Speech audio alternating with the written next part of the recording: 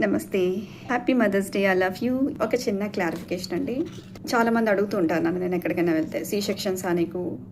అవునా, ఆ C sections ఈజీనే కదా ఏముంది.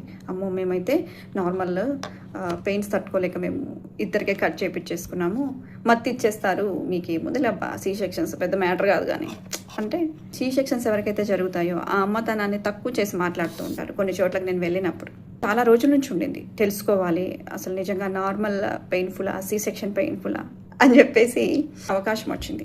రీసెంట్గా మా ఫ్రెండ్ డెలివరీ అయిందనమాట. తనకి ఫస్ట్ 2 పాపలు, నార్మల్ డెలివరీ. ఇప్పుడు సి సెక్షన్ అయింది. 3rd డెలివరీలో ట్విన్స్ పుట్టారు, సి సెక్షన్ అయింది.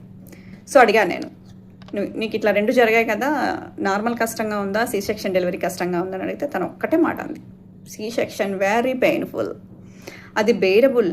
నార్మల్ డెలివరీ అనేది బేర్ చేస్తాం అక్క, పెయిన్ని కొద్దిసేపు ఉంటుంది. ఆ బేబీ బయటకు వచ్చేంతసేపు మహా అయితే 1 hour 2 hours or 3 hours or 4 hours అంతటితో అయిపోతుంది. బేబీ బయటికి రాగానే ఆ పెయిన్ ఉండదు. బట్ ఇది చాలా అన్బేరబుల్ ఉందక్క. పెయిన్ కిల్లర్ వేసుకున్నా కానీ బేర్ చేయలేకపోతున్నాం ఆ పెయిన్ని. నేను కూడా అలాగే అనుకున్నాను, బట్ ఇప్పుడు తెలుస్తుంది నాకు సి సెక్షన్ అనేది చెప్పుకోలేని ఒక వ్యధ. సి సెక్షన్ డెలివరీ చాలా సేఫ్, పెయిన్లెస్ అని అనుకుంటున్నారు ఎవరైతే, వాళ్ళకి చెప్తున్నాను అనమాట.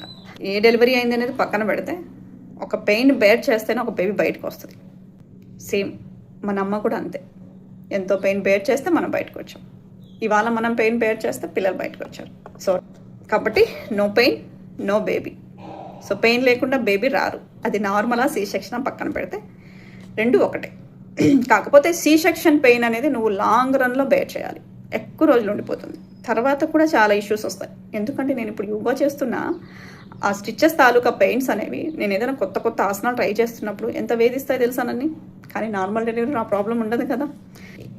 అది ఎక్కువ ఇది తక్కువ అని నేను అనట్లేదు, బట్ దేనికి అదే, పెయిన్ ఈజ్ పెయిన్ అంతే. ఓకే అండి, any have happy mother's day అని చెప్పడం కంటే కూడా ది బెస్ట్ మదర్గా ఉండడానికి అందరూ ట్రై చేయండి. వన్స్ అగైన్ అందరికీ happy mother's day. Love you మా, థ్యాంక్ యూ మా.